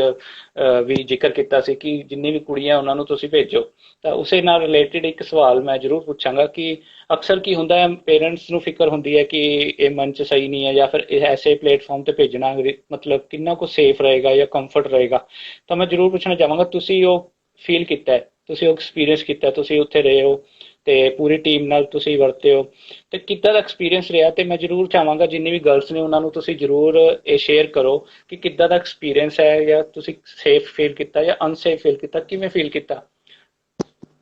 ਪੀਟੀਸੀ ਤੁਹਾਨੂੰ ਬਹੁਤ ਹੀ ਸੇਫ ਫੀਲ ਕਰਾਉਂਦਾ ਹੈ ਬਿਕਾਜ਼ ਤੁਸੀਂ ਜਿਸ ਦਿਨ ਤੋਂ ਤੁਸੀਂ ਪੀਟੀਸੀ ਲਈ ਗਰੂਮਿੰਗ ਦੇ ਲਈ ਜਾਂਦੇ ਜੀ ਜੀ ਐਂਡ ਟਿਲ ਫਿਨਾਲੇ ਤੁਹਾਨੂੰ ਕਦੀ ਵੀ ਕੋਈ ਚੀਜ਼ ਦੀ ਦਿੱਕਤ ਨਹੀਂ ਆਉਂਦੀ ਨੈਵਰ ਕਿ ਮੇਰੇ ਹਿਸਾਬ ਦੇ ਨਾਲ ਕਦੀ ਕਿਸੇ ਨੂੰ ਕੋਈ ਨਾ ਹੀ ਫਿਜ਼ੀਕਲ ਨਾ ਹੀ ਮੈਂਟਲ ਕੋਈ ਐਸਾ ਨਾ ਹੀ ਸਟ੍ਰੈਸ ਕਦੀ ਆਇਆ ਐਂਡ ਕੋਈ ਫਿਜ਼ੀਕਲ ਜੀ ਇੰਜਰੀ ਵੀ ਨਹੀਂ ਕਿਸੇ ਨੂੰ ਕਦੀ ਹੋਈ ਐਂਡ ਪੀਟੀਸੀ ਦੀ ਟੀਮ ਦੇ ਆਰ ਆਲਵੇਜ਼ देयर ਕਿ ਜੇ ਤੁਹਾਨੂੰ ਕੋਈ ਗੱਲ ਦੀ ਮੁਸ਼ਕਿਲ ਆਂਦੀ ਆ ਦੈਨ ਦੇ ਆਰ ਜੀ ਆਲਵੇਜ਼ देयर ਇਧਰ ਕਿ ਜਿਸ ਹੋਟਲ ਦੇ ਵਿੱਚ ਅਸੀਂ ਸਟੇ ਕਰ ਰਹੇ ਸੀਗੇ ਸਾਡੇ ਨਾਲ ਮੈਮ ਸੀਗੇ ਉਹ ਸਟੇ ਕਰ ਰਹੇ ਸੀਗੇ ਐਂਡ ਜੀ ਉਹਨਾਂ ਦੀ ਪੂਰੀ ਸਪੋਰਟ ਸੀਗੀ ਸਾਡੇ ਨਾਲ ਸੋ ਇਸ ਤਰ੍ਹਾਂ ਦੀ ਕੋਈ ਗੱਲ ਨਹੀਂ ਆ ਜੇ ਕੋਈ ਸੋਚ ਰਿਹਾ ਕਿ ਪੀਟੀਸੀ ਦਾ ਮੰਚ ਸੇਫ ਨਹੀਂ ਹੈਗਾ ਇਟਸ ਨਾਟ ਜੀ ਲਾਈਕ ਦੈਟ ਮੈਂ ਜ਼ਿਆਦਾ ਤੋਂ ਜ਼ਿਆਦਾ ਇਹੀ ਕਹਿਣਾ ਚਾਹਾਂਗੀ ਕਿ ਇਹ ਉਹ ਮੰਚ ਆ ਜਿਹੜਾ ਤੁਹਾਨੂੰ ਦੁਨੀਆ ਦੇ ਸਾਹਮਣੇ ਸੋਸਾਇਟੀ ਦੇ ਸਾਹਮਣੇ ਲੈ ਕੇ ਆਂਦਾ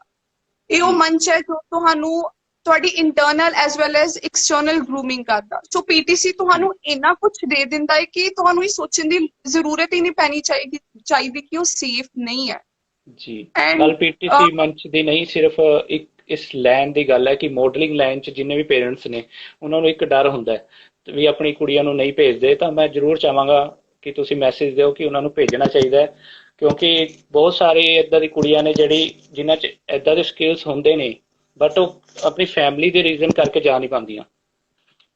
ਹਾਂਜੀ ਸਰ ਇਹੋ ਜੀ ਕੋਈ ਗੱਲ ਨਹੀਂ ਆ ਬਿਕਾਜ਼ ਟੈਲੈਂਟ ਇਹ ਜੀ ਮੈਨੂੰ ਮੈਂ ਹਲੇ ਵੀ ਬਿਕਾਜ਼ ਸਾਡੀ ਸੋਸਾਇਟੀ ਦੇ ਵਿੱਚ ਹਲੇ ਵੀ ਥਿੰਕਿੰਗ ਹੈਗੀ ਹੈ ਕਿ ਇਹ ਲਾਈਨ ਇਸ ਤਰ੍ਹਾਂ ਮਤਲਬ ਮਾਡਲਿੰਗ ਲਾਈਨ ਨੂੰ ਜਿਸ ਤਰ੍ਹਾਂ ਤੁਸੀਂ ਇਹ ਗੱਲ ਕੀਤੀ ਹੈ ਕਿ ਮਾਡਲਿੰਗ ਲਾਈਨ ਨੂੰ ਅੱਛਾ ਨਹੀਂ ਸਮਝਿਆ ਜਾਂਦਾ ਜੀ ਬਟ ਵਾਈ ਮੈਂ ਇਸ ਚੀਜ਼ ਤੇ ਕਹਿਣਾ ਚਾਹੁੰਦੀ ਹਾਂ ਕਿ ਅਸੀਂ ਇੱਕ ਪਾਸੇ ਥੀਏਟਰਸ ਦੇ ਵਿੱਚ ਇੰਨੀ ਟਿਕਟਸ ਖਰਚ ਕੇ ਉਹਨਾਂ ਨੂੰ ਹੀ ਮਿਲਣ ਜਾਂਦੇ ਆ ਉਹਨਾਂ ਨੂੰ ਜੀ ਦੇਖਣ ਜਾਂਦੇ ਆ ਨਾ ਜੀ ਇੱਕ ਟਾਈਮ ਤੇ ਅਸੀਂ ਇੰਨੀ ਕ੍ਰੇਜ਼ੀ ਫੈਨ ਹੁੰਨੇ ਆ ਕਿ ਅਸੀਂ ਉਹਨਾਂ ਨੂੰ ਮਿਲਣ ਲਈ ਕੁਝ ਵੀ ਕਰ ਸਕਦੇ ਐਂਡ ਦੂਸਰੇ ਜੀ ਪਾਸੇ ਅਸੀਂ ਉਸ ਲਾਈਨ ਨੂੰ ਮਾੜਾ ਕਹਿ ਰਹੇ ਆ ਦੈਟਸ ਸੋ ਰੋਂਗ ਹਨਾ ਟੈਲੈਂਟ ਆ ਜੀ ਉਹਨਾਂ ਦਾ ਐਕਟਿੰਗ ਮਾਡਲਿੰਗ ਇਹ ਟੈਲੈਂਟ ਆ ਐਂਡ ਉਹਨਾਂ ਨੇ ਆਪਣੀ ਹਾਰਡ ਵਰਕ ਕਰਕੇ ਉਹ ਟੈਲੈਂਟ ਨੂੰ ਸਾਰੀ ਦੁਨੀਆ ਦੇ ਸਾਹਮਣੇ ਪੇਸ਼ ਕੀਤਾ ਐਂਡ ਆਪਣੇ ਆਪ ਨੂੰ ਉਸ ਕਾਬਿਲ ਬਣਾਇਆ ਹੈ ਸੋ ਮੈਂ ਨਹੀਂ ਜੀ ਮੰਨਦੀ ਕਿ ਇਹ ਲਾਈਨ ਬਿਲਕੁਲ ਹੀ ਮਾੜੀ ਆ ਬਲਕਿ ਇਹ ਨਹੀਂ ਕੋਈ ਵੀ ਲਾਈਨ ਮਾੜੀ ਨਹੀਂ ਹੈਗੀ ਮੈਂ ਪੇਰੈਂਟਸ ਨੂੰ ਜਾਂ ਫਿਰ ਜਿਹੜੇ ਇੱਥੇ ਸਾਰੇ ਦੇਖ ਰਹੇ ਆ ਮੈਂ ਉਹਨਾਂ ਨੂੰ ਇਹੀ ਕਹਿਣਾ ਚਾਹਾਂਗੀ ਕਿ ਕੁੜੀਆਂ ਨੂੰ ਜੀ ਆਪਣੇ ਯੰਗ ਯੂਥ ਨੂੰ ਮੁੰਡਿਆਂ ਨੂੰ ਵੀ ਬਲਕਿ ਤੁਸੀਂ ਆਪਣਾ ਟੈਲੈਂਟ ਸ਼ੋਕੇਸ ਕਰੋ ਤੁਸੀਂ ਆਪਣਾ ਚਾਹੇ ਤੁਸੀਂ ਆਪਣੇ ਟੈਲੈਂਟ ਦੇ ਵਿੱਚ ਅੱਗੇ ਆਓ ਐਜੂਕੇਸ਼ਨ ਦੇ ਵਿੱਚ ਅੱਗੇ ਆਓ ਜੀ ਤੁਸੀਂ ਆਓ ਐਂਡ ਆਪਣੇ ਆਪ ਨੂੰ ਸ਼ੋ ਕਰੋ ਸੋਸਾਇਟੀ ਦੇ ਵਿੱਚ ਸ਼ੋ ਕਰੋ ਐਂਡ ਕੋਈ ਮਾੜਾ ਚੰਗਾ ਇਸ ਤਰ੍ਹਾਂ ਦੀ ਕੋਈ ਗੱਲ ਨਹੀਂ ਹੁੰਦੀ ਇਹ ਗੱਲਾਂ ਜੀ ਪਿੱਛੇ ਰਹਿ ਚੁੱਕੀਆਂ ਨੇ ਹੁਣ ਜੀ ਇਹ ਹੁਣ ਬਹੁਤ ਪਿੱਛੇ ਰਹਿ ਚੁੱਕੀਆਂ ਨੇ ਕਿਉਂਕਿ ਅੱਜ ਕੱਲ ਬਹੁਤ ਸਾਰੇ ਮੰਚ ਐਸੇ ਨੇ ਤਿਆਰ ਹੋ ਚੁੱਕੇ ਨੇ ਬਟ ਕਹਿੰਦੇ ਨੇ ਕਿ ਤੁਸੀਂ ਆਪਣੇ ਆਪ 'ਚ ਠੀਕ ਹੋਵੇ ਤੇ ਤੁਹਾਨੂੰ ਕੋਈ ਵੀ ਦਿੱਕਤ ਕਦੇ ਵੀ ਨਹੀਂ ਆ ਸਕਦੀ ਸੋ ਕਹਿੰਦੇ ਨੇ ਕਿ ਮਿਹਨਤ ਦਾ ਫਲ ਤਾਂ ਲੱਗਦਾ ਹੀ ਹੈ ਪਰ ਕਿਤੇ ਨਾ ਕਿਤੇ ਕਹਿੰਦੇ ਨੇ ਮਿਹਨਤ ਦੇ ਨਾਲ ਕਿਸਮਤ ਦਾ ਵੀ ਰੋਲ ਹੁੰਦਾ ਕਿਤੇ ਨਾ ਕਿਤੇ ਤੇ ਮੰਨਦੇ ਤੁਸੀਂ ਕੀ ਮੰਨਦੇ ਹੋ ਤੁਹਾਡੀ ਕਿਸਮਤ ਤੇ ਮਿਹਨਤ 'ਚ ਕਿੰਨਾ ਯਕੀਨ ਕਰਦੇ ਹੋ। ਮੈਂ ਇਹ ਚੀਜ਼ ਮੰਨਦੀ ਹਾਂ ਕਿ ਤੁਹਾਡੀ ਮਿਹਨਤ ਪਹਿਲਾਂ ਕਿਸਮਤ ਬਾਅਦ 'ਚ ਕਿਸਮਤ ਇੱਕ ਛੋਟੀ ਜੀ ਸਟੋਰੀ ਸ਼ੇਅਰ ਕਰਨਾ ਚਾਹਾਂਗੀ ਜੀ ਜ਼ਰੂਰ। ਇੱਕ ਫਕੀਰ ਸੀਗੇ, ਉਹਨਾਂ ਨੂੰ ਕਿਸੇ ਨੇ ਪੁੱਛਿਆ ਕਿ ਜੀ ਫਕੀਰ ਜੀ, ਇੱਕ ਤੁਸੀਂ ਦੱਸੋ ਕਿ ਇੱਕ ਇਨਸਾਨ ਦੇ ਹੱਥ ਸਭ ਕੁਝ ਹੁੰਦਾ ਜਾਂ ਰੱਬ ਦੇ ਹੱਥ ਸਭ ਕੁਝ ਹੁੰਦਾ? ਜੀ ਸੋ ਉਹਨਾਂ ਨੇ ਕੀ ਕੀਤਾ, ਉਹਨਾਂ ਨੇ ਉਸ ਇਨਸਾਨ ਨੂੰ ਕਿਹਾ ਕਿ ਤੂੰ ਇੱਕ ਲੱਤ ਤੇ ਖੜਾ ਹੋ ਜਾ। ਉਹ ਹੋ ਗਿਆ। ਜੀ ਠੀਕ ਆ, ਕਹਿੰਦੇ ਕਹਿੰਦੇ ਹੁਣ ਦੂਸਰਾ ਪੈਰ ਜਿਹੜਾ ਤੇਰਾ ਹਵਾ ਚ ਆ ਉਹਨੂੰ ਥੱਲੇ ਨਾ ਲਾਉਂਦਾ, ਦੂਸਰੀ ਲੱਤ ਤੇ ਖੜਾ ਹੋ ਜਾ। ਉਹ ਕਹਿੰਦਾ ਫਕੀਰ ਜੀ ਕਿਸ ਤਰ੍ਹਾਂ ਹੋ ਸਕਦਾ, ਹਨਾ, ਇਹ ਤੇ ਇਟਸ ਜੀ ਇੰਪੋਸੀਬਲ। ਪੋਸੀਬਲ ਹੀ ਸੋ ਨਹੀਂ ਹੈ। ਇਹ ਚੀਜ਼ ਕਹੀ ਆ ਕਿ ਪਹਿਲਾ ਕਦਮ ਹਮੇਸ਼ਾ ਇਨਸਾਨ ਦਾ ਹੋਏਗਾ। ਦੈਟ ਮੀਨਸ ਪਹਿਲਾ ਜੀ ਕਦਮ ਹਮੇਸ਼ਾ ਹਾਰਡ ਵਰਕ ਦਾ ਹੋਏਗਾ। ਦੂਸਰਾ ਕਦਮ ਤੁਹਾਨੂੰ ਰੱਬ ਦੇਗਾ, ਤੁਹਾਡੀ ਕਿਸਮਤ, ਤੁਹਾਡੀ ਡੈਸਟੀਨੀ, ਤੁਹਾਨੂੰ ਫਲ ਹਮੇਸ਼ਾ ਮਿਲੂਗਾ। ਸੋ ਮੈਂ ਜੀ ਹਾਰਡ ਵਰਕ ਤੇ ਜ਼ਿਆਦਾ ਬਿਲੀਵ ਕਰਦੀ ਹਾਂ। ਡੈਸਟੀਨੀ ਆਪਣੇ ਆਪ ਤੁਹਾਨੂੰ ਮਿਲ ਜਾਂਦੀ ਆ ਜਦੋਂ ਤੁਸੀਂ ਹਾਰਡ ਵਰਕ ਕਰਦੇ ਹੋ। ਜੀ ਕਹਿੰਦੇ ਕਿ ਹਾਰਡ ਵਰਕ ਕਰਨਾ ਬਹੁਤ ਜ਼ਰੂਰੀ ਹੈ, ਕਿਉਂਕਿ ਤੁਸੀਂ ਘਰੋਂ ਨਿਕਲੋਗੇ ਹੀ ਨਹੀਂ, ਤੁਸੀਂ ਆਪਣਾ ਟੈਲੈਂਟ ਸ਼ੇਅਰ ਹੀ ਨਹੀਂ ਕਰੋਗੇ, ਤੁਸੀਂ ਆਪਣਾ ਕਲਾ ਦਿਖਾਓਗੇ ਹੀ ਨਹੀਂ, ਤਾਂ ਕਿਵੇਂ ਕਿਸਮਤ ਕਿਵੇਂ ਸਾਥ ਦੇਗੀ ਤੁਹਾਡਾ। ਸੋ ਸਭ ਤੋਂ ਪਹਿਲਾਂ ਮਿਹਨਤ ਦੀ ਗੱਲ ਆਉਂਦੀ, ਮਿਹਨਤ ਕਰਨੀ ਬਹੁਤ ਜ਼ਰੂਰੀ ਹੈ ਤੇ ਫਲ ਜ਼ਰੂਰ ਮਿਲਦਾ ਹੈ। ਜੀ ਸੋ ਅਵਨੀਤ ਜੀ, ਕਿਸਾਨ ਅੰਦੋਲਨ ਚੱਲ ਰਿਹਾ ਹਾਂਜੀ ਸਰ। ਜੀ। ਸੋ ਸਾਡੇ ਪੰਜਾਬ ਦੇ ਜਿੰਨੇ ਵੀ ਵੀਰ ਭਰਾ ਨੇ ਉੱਥੇ ਬੈਠੇ ਨੇ, ਭੈਣਾਂ ਸਾਡੀਆਂ ਮਾਵਾਂ ਉੱਥੇ ਬੈਠੀਆਂ ਨੇ। ਸੋ ਮੈਂ ਜ਼ਰੂਰ ਪੁੱਛਣਾ ਚਾਹਾਂਗਾ ਤੁਹਾਡਾ ਇਸ ਬਾਰੇ ਕੀ ਰਾਏ ਹੈ, ਕਿਉਂਕਿ ਹਜੇ ਤੱਕ ਕੋਈ ਵੀ ਸਿੱਟਾ ਜਿਹੜਾ ਨਹੀਂ ਨਿਕਲਿਆ, ਬਹੁਤ ਸਾਰੇ ਮੰਥ ਹੋ ਚੁੱਕੇ ਨੇ, ਅਗਲਾ ਸੀਜ਼ਨ ਵੀ ਆ ਚੁੱਕਿਆ, ਉੱਪਰ ਤੋਂ ਜਿਹੜਾ ਕਰੋਨਾ ਦੀ ਬਿਮਾਰੀ ਹੈ ਉਹ ਲਗਾਤਾਰ ਫੈਲ ਰਹੀ ਹੈ। ਸੋ ਤੁਸੀਂ ਕੀ ਕਹਿਣਾ ਚਾਹੋਗੇ ਇਸ ਬਾਰੇ? ਤੇ ਸਾਡੀ ਜਿਹੜੀ ਯੂਥ ਹੈ ਉਹ ਐਕਚੁਅਲੀ ਪਹਿਲਾਂ ਜਿਹੜੀ ਸੀ ਬਹੁਤ ਜ਼ਿਆਦਾ ਸੋਸ਼ਲ ਮੀਡੀਆ ਤੇ ਐਕਟਿਵ ਸੀ, ਤੇ ਹੌਲੀ ਹੌਲੀ ਉਹਨਾਂ ਦਾ ਇੰਟਰਸਟ ਵੀ ਘਟਦਾ ਜਾ ਰਿਹਾ। ਉਹ ਕਹਿ ਰਹੇ ਨੇ ਇਹ ਤਾਂ ਬਹੁਤ ਹੋ ਚੁੱਕਿਆ, ਹੁਣ ਸਾਡੇ ਕੋਲ ਟਾਈਮ ਨਹੀਂ ਹੈ। ਕੁਝ ਬੰਦੇ ਇਗਨੋਰ ਕਰ ਰਹੇ ਨੇ, ਕੁਝ ਕਹਿ ਰਹੇ ਨੇ ਸਾਡੇ ਕੋਲ ਟਾਈਮ ਨਹੀਂ, ਅਸੀਂ ਤਾਂ ਬਿਜ਼ੀ ਹੋ ਗਏ ਹਾਂ, ਹੁਣ ਕਿੰਨਾ ਕੁ ਅਸੀਂ ਸੋਸ਼ਲ ਮੀਡੀਆ ਤੇ ਕਿਸਾਨਾਂ ਲਈ ਐਕਟਿਵ ਰਹੀਏ। ਸੋ ਕਿਤੇ ਨਾ ਕਿਤੇ ਇਹ ਜਿਹੜਾ ਕਨੈਕਸ਼ਨ ਟੁੱਟ ਰਿਹਾ, ਸੋ ਹਾਂਜੀ ਇਹਦੇ ਸਰ, ਬਾਰੇ ਤੁਸੀਂ ਕੀ ਕਹਿਣਾ ਚਾਹੋਗੇ? ਮੈਂ ਇਹੀ ਕਹਿਣਾ ਚਾਹਾਂਗੀ ਕਿ ਅਗਰ ਇੱਕ ਇਨਸਾਨ ਤੁਹਾਨੂੰ ਖਵਾਉਂਦਾ ਖਵਾਉਂਦਾ ਨਹੀਂ ਥੱਕ ਰਿਹਾ, ਇੱਕ ਕਿਸਾਨ, ਜੀ ਉਹ ਹਰ ਮਹੀਨੇ ਆਪਣੀ ਖੇਤ ਦੇ ਵਿੱਚ ਹਰ ਦਿਨ ਜਾਂਦਾ ਹੈ ਤਾਂ ਕਿ ਉਹ ਤੁਹਾਨੂੰ ਖਵਾ ਸਕੇ, ਆਪਣੀ ਜੀ ਫਸਲ ਉਗਾਉਂਦਾ ਹੈ। ਸੋ ਅਗਰ ਉਹ ਸਾਰੀ ਜ਼ਿੰਦਗੀ ਮਿਹਨਤ ਕਰਦਾ ਕਰਦਾ ਨਹੀਂ ਥੱਕ ਰਿਹਾ, ਉਹ ਸਾਰੀ ਜ਼ਿੰਦਗੀ ਤੁਹਾਨੂੰ ਖਵਾ ਸਕਦਾ, ਤੇ ਅਸੀਂ ਕੀ ਮਤਲਬ 2-3 ਮਹੀਨੇ ਹੋ ਗਏ ਆ ਜੇ ਉੱਥੇ ਬੈਠੇ, ਤੇ ਜੀ ਹੁਣ ਸਾਡਾ ਮਨ ਅੱਕ ਗਿਆ ਉਸ ਚੀਜ਼ ਤੋਂ। I am sorry, it's very bad. ਮੈਂ ਇਹੀ ਕਹਿਣਾ ਚਾਹਾਂਗੀ ਕਿ ਇਹ ਇੱਕ ਕਿਸਾਨ ਜੀ ਦੀ ਗੱਲ ਨਹੀਂ ਆ। ਮੈਂ ਵੀ ਫਾਰਮਰ ਫੈਮਿਲੀ ਤੋਂ ਬਿਲੋਂਗ ਕਰਦੀ ਹਾਂ। ਮੈਨੂੰ ਪਤਾ ਕੀ ਜੀ ਮੁਸ਼ਕਿਲਾਂ, ਕੀ ਪ੍ਰੋਬਲਮਸ ਹੁੰਦੀਆਂ ਨੇ, ਐਂਡ ਇਹ ਜਿਹੜੇ ਬਿੱਲ ਬਣੇ ਨੇ, ਇਹ ਉਹਨਾਂ ਦੇ ਖਿਲਾਫ ਆ, ਰਾਈਟ। ਐਂਡ ਜੇ ਉਹ ਉੱਥੇ ਜਾ ਕੇ ਬੈਠੇ ਨੇ ਆਪਣੀ, ਬਿਕਾਜ਼ ਵੀ ਬਿਲੋਂਗ ਟੂ, ਆਪਾਂ ਇੱਕ ਡੈਮੋਕ੍ਰੈਟਿਕ ਸਟੇਟ ਨੂੰ ਬਿਲੋਂਗ ਕਰ ਜੀ ਰਹੇ ਹਾਂ। ਡੈਮੋਕ੍ਰੇਸੀ ਇਹੀ ਸਾਨੂੰ ਸਿਖਾਉਂਦੀ ਕਿ ਅਸੀਂ ਆਪਣੇ ਹੱਕ ਲੈ ਸਕਦੇ ਹਾਂ। ਐਂਡ ਜੋ ਆਪਣੇ ਹੱਕ ਲੈਣ ਲਈ ਉੱਥੇ ਬੈਠੇ ਆ, ਸਾਨੂੰ ਜ਼ਿਆਦਾ ਤੋਂ ਜ਼ਿਆਦਾ ਸਪੋਰਟ ਕਰਨਾ ਚਾਹੀਦਾ ਵਾ। ਨਾ ਕਿ ਹੁਣ ਇਹ ਨਹੀਂ ਕਿ 4 ਮਹੀਨੇ ਹੋ ਗਏ ਨੇ, ਇਹਦਾ ਕੁਝ ਸਿੱਟਾ ਜੀ ਨਿਕਲਣਾ ਨਹੀਂ ਹੈਗਾ, ਜਾਂ ਫਿਰ ਅਸੀਂ ਬੰਦ ਕਰ ਦਿਓ ਉਹਨਾਂ ਨੂੰ ਸਪੋਰਟ ਕਰਨਾ। ਗਲਤ ਹੈ ਇਸ ਚੀਜ਼ ਨੂੰ ਲੈ ਕੇ। ਕਦੀ ਵੀ ਇਹ ਚੀਜ਼ ਕਿਸੇ ਦੇ ਮਨ 'ਚ ਆਉਣੀ ਹੀ ਨਹੀਂ ਚਾਹੀਦੀ, ਕਿਉਂਕਿ ਜੀ I really don't think so ਕਿ ਕੋਈ ਇਨਸਾਨ ਇਸ ਹੱਦ ਤੱਕ ਸੋਚੇ ਕਿ ਅਸੀਂ ਨਹੀਂ ਜਾਣਾ। ਮੈਂ ਤਾਂ ਕਹਿੰਦੀ ਜਿੰਨਾ ਹੋ ਸਕਦਾ ਯੂਥ ਸਪੋਰਟ ਕਰੇ, ਤਾਂ ਕਿ ਇੱਕ ਵਾਰ ਪਤਾ ਤੇ ਲੱਗੇ ਕਿ ਯੈਸ, ਜੀ ਯੂਥ ਹੈ। ਬਿਕਾਜ਼ ਯੂਥ ਦੇ ਉੱਤੇ ਸਾਰੀ ਚੀਜ਼ ਚੱਲਦੀ ਆ। ਜਦੋਂ ਸਾਡਾ ਜੀ ਜੀ ਯੂਥ ਬਦਲੂਗਾ, ਸਾਡੀ ਗਵਰਨਮੈਂਟ ਨੂੰ ਚੁੱਕਣਾ ਹੀ ਪਊਗਾ, ਸਾਡਾ ਯੂਥ ਜੀ ਉੱਥੇ ਜਾ ਕੇ ਪਊਗਾ। ਸੋ ਆਈ ਰੀਲੀ ਇੱਕ ਡੋਂਟ ਥਿੰਕ ਸੋ ਕਿ ਕਿਸੇ ਨੂੰ ਪਿੱਛੇ ਹਟਣਾ ਚਾਹੀਦਾ ਵਾ, ਬਲਕਿ ਇਹ ਇਕੱਠ ਹੋਰ ਵਧਣਾ ਚਾਹੀਦਾ। ਨਾ ਕਿ ਮੁੰਡੇ, ਕੁੜੀਆਂ, ਬਜ਼ੁਰਗ ਜੇ ਉੱਥੇ ਬੈਠੇ ਨੇ, ਕੁੜੀਆਂ ਨੂੰ ਵੀ ਜਾਣਾ ਚਾਹੀਦਾ, ਮੁੰਡਿਆਂ ਨੂੰ ਵੀ ਜਾਣਾ ਚਾਹੀਦਾ। ਇਟਸ ਕੋਰੋਨਾ ਟਾਈਮ ਆ। I really don't think so ਕਿ ਹੁਣ ਤਾਂ ਕੁਝ ਵੀ ਨਹੀਂ ਚੱਲ ਰਿਹਾ, ਰਾਈਟ। ਜੀ ਸਾਰੇ ਘਰ ਬੈਠੇ ਨੇ। So why not to join them, ਉਹਨਾਂ ਨੂੰ ਜੁਆਇਨ ਕਰੀਏ, ਐਂਡ ਅਸੀਂ ਵੀ ਆਪਣੀ ਭਾਗੀਦਾਰੀ ਪਾਈਏ ਕਿ ਜੀ ਅਫ ਕੋਰਸ ਉਹ ਇੰਨੇ ਵੱਡੇ ਸਾਡੇ ਲਈ ਬੈਠੇ ਨੇ, ਰਾਈਟ, ਕਿਸੇ ਹੋਰ ਜੀ ਲਈ ਜੀ ਨਹੀਂ ਬੈਠੇ। ਸੋ ਅਸੀਂ ਇਹ ਚੀਜ਼ ਕਹਿਣ ਲੱਗ ਪਈਏ ਕਿ ਨਹੀਂ, ਹੁਣ ਅਸੀਂ, ਸਾਡਾ ਇੰਟਰਸਟ ਖਤਮ ਹੋ ਗਿਆ। ਇਹ ਇੰਟਰਸਟ ਵਾਲੀ ਚੀਜ਼ ਨਹੀਂ ਆ, ਰਾਈਟ। ਜੀ ਸੋ ਇਹ ਕੋਈ ਇੰਨੇ ਮੰਥ ਹੋ ਚੁੱਕੇ ਨੇ, ਮੈਂ ਵੀ ਇਹੀ ਕਹਿਣਾ ਚਾਹਾਂਗਾ, ਇੰਨੇ ਮੰਥ ਹੋ ਚੁੱਕੇ ਨੇ। ਉਹ ਜਿਹੜੇ ਭਰਾ ਸਾਡੇ ਵੀਰ ਨਹੀਂ ਥੱਕੇ, ਤਾਂ ਅਸੀਂ ਸਿਰਫ ਮੋਬਾਈਲਾਂ ਤੇ ਇੱਕ ਟੱਚ ਕਰਨ ਤੋਂ ਹੀ ਥੱਕ ਚੁੱਕੇ ਹਾਂ।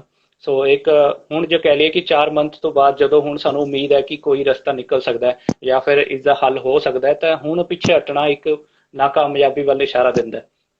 ਅਕਸਰ ਹੀ ਸਰ ਇਹ ਚੀਜ਼ ਹੁੰਦੀ ਕਿ ਅਸੀਂ ਜਦੋਂ ਮੰਜ਼ਿਲ ਦੇ ਕਰੀਬ ਹੁੰਦੇ ਆ, ਜੀ ਅਸੀਂ ਥੱਕ ਜਾਂਦੇ ਆ।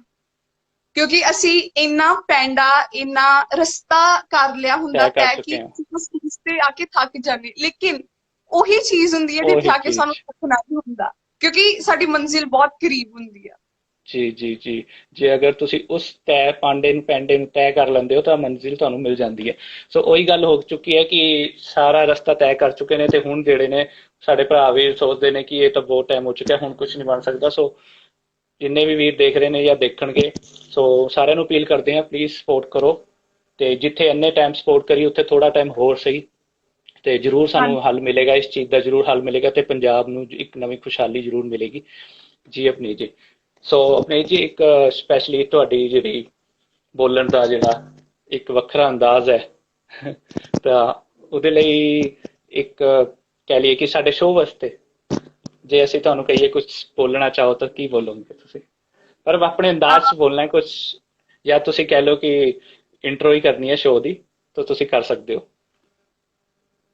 ऑफ कोर्स सर, मैं यही कहना चाहूंगी कि बहुत ही अच्छा एंड सिक्योर सेफ ਅੱਜ ਦੇ कोरोना टाइम ਦੇ ਵਿੱਚ ਬਹੁਤ ਹੀ ਸੇਫ ਸ਼ੋਅ ਸਰ ਤੁਸੀਂ ਜੀ ਚਲਾ ਰਹੇ ਜੀ, and still you are going on, and ਇੰਨਾ ਅੱਛਾ ਕੰਮ ਕਰ ਰਹੇ ਜੇ ਕਿ ਜਿਸ ਤਰ੍ਹਾਂ ਮੈਂ ਮੇਰੀ ਤੁਸੀਂ ਇੰਟਰਵਿਊ ਲਈ ਆ, ਐਂਡ ਤੁਸੀਂ ਲੋਕਾਂ ਦੇ ਜਾਂ ਫਿਰ ਜਿਨ੍ਹਾਂ ਦੀ ਤੁਸੀਂ ਇੰਟਰਵਿਊ ਲੈ ਰਹੇ ਜੇ ਉਹਨਾਂ ਦੇ ਅੰਦਰ ਕੀ ਚੱਲ ਰਿਹਾ, ਐਂਡ ਉਹ ਕੀ ਆਪਣੀ ਦੁਨੀਆ ਨੂੰ ਐਂਡ ਵਿਊਅਰਸ ਨੂੰ ਪ੍ਰੈਜ਼ੈਂਟ ਕਰਨਾ ਚਾਹ ਰਹੇ ਨੇ, ਕੀ ਦੱਸਣਾ ਚਾਹ ਰਹੇ ਨੇ। ਸੋ ਤੁਸੀਂ ਉਹ ਚੀਜ਼ਾਂ ਇੱਕ ਬਹੁਤ ਖੂਬਸੂਰਤ ਤਰੀਕੇ ਨਾਲ ਪੇਸ਼ ਕਰਦੇ ਜੇ। ਸੋ ਮੈਂ ਤੁਹਾਨੂੰ ਧੰਨਵਾਦ ਹੀ ਕਰਨਾ ਚਾਹਾਂਗੀ ਇਸ ਚੀਜ਼ ਨੂੰ ਲੈ ਕੇ, ਐਂਡ ਮੈਂ ਇਹੀ ਕਹਿਣਾ ਚਾਹਾਂਗੀ that you are going great. Thank you so much Avneet ਜੀ। ਇਹ ਸਭ ਜਿੰਨੇ ਵਿਊਅਰਸ ਨੇ ਉਹਨਾਂ ਸਭ ਦਾ ਪਿਆਰ ਹੈ, ਤੁਹਾਡਾ ਸਭ ਦਾ ਪਿਆਰ ਹੈ ਕਿ ਅਸੀਂ ਇੱਥੇ ਤੱਕ ਪਹੁੰਚੇ ਹਾਂ। ਸੋ ਅੱਗੇ ਵੀ ਹੋਰ ਵੀ ਆਰਟਿਸਟ ਨੇ ਜਿਹਨੇ ਉਹਨਾਂ ਨਾਲ ਮੁਲਾਕਾਤ ਕਰਵਾਉਂਦੇ ਰਵਾਂਗੇ, ਹੋਪ। ਸੋ ਜਿੰਨੇ ਵੀ ਵਿਊਅਰਸ ਨੇ ਸਾਡਾ ਸਾਥ ਦਿੰਦੇ ਰਹਿਣਗੇ। ਸੋ ਜਾਂਦੇ ਜਾਂਦੇ ਤੁਸੀਂ ਕੀ ਮੈਸੇਜ ਦੇਣਾ ਚਾਹੋਗੇ ਯੂਥ ਨੂੰ ਤੇ ਜਿੰਨੇ ਵਿਊਅਰਸ ਨੇ ਉਹਨਾਂ ਨੂੰ?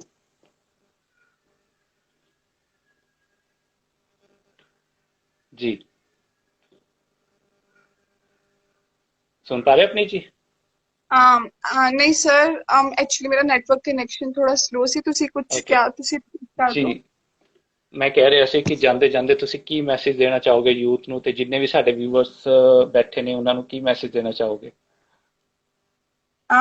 ਜਾਂਦੇ ਜਾਂਦੇ ਮੈਂ ਇਹੀ ਕਹਿਣਾ ਚਾਹਾਂਗੀ ਕਿ ਕੁੜੀਆਂ ਮੁੰਡੇ ਜੋ ਵੀ ਇੱਥੇ ਦੇਖ ਰਹੇ ਨੇ ਮੈਨੂੰ, ਆਪਣੇ ਆਪ ਨੂੰ ਆਪਣੇ ਆਪ ਨੂੰ ਇੰਨਾ ਨਿਖਾਰੋ, ਆਪਣੇ ਆਪ ਨੂੰ ਆਪਣਾ ਟੈਲੈਂਟ ਆਪਣੀ ਐਜੂਕੇਸ਼ਨ ਸ਼ੋ ਕਰੋ, because I think nothing is important is taking up space in the society, and ਜਦੋਂ ਤੁਸੀਂ ਵਾਹ ਸੋਸਾਇਟੀ ਦੇ ਵਿੱਚ ਆਪਣੀ ਸਪੇਸ ਲੈ ਲੈਂਦੇ ਜੇ ਤੁਸੀਂ ਇੱਕ ਜੀ ਅਲੱਗ ਮੁਕਾਮ ਤੇ ਪਹੁੰਚ ਜਾਂਦੇ ਜੇ। ਖਾਸ ਕਰ ਮੈਂ ਕੁੜੀਆਂ ਨੂੰ ਇਹ ਚੀਜ਼ ਕਹਿਣਾ ਚਾਹਾਂਗੀ ਕਿਉਂਕਿ ਮੁੰਡਿਆਂ ਨੂੰ ਆਲਰੇਡੀ ਬਹੁਤ ਸਪੇਸ ਮਿਲ ਚੁੱਕੀ ਆ, ਕੁੜੀਆਂ ਨੂੰ ਥੋੜੀ ਘੱਟ ਜੀ ਮਿਲੀ ਹੋਈ ਆ।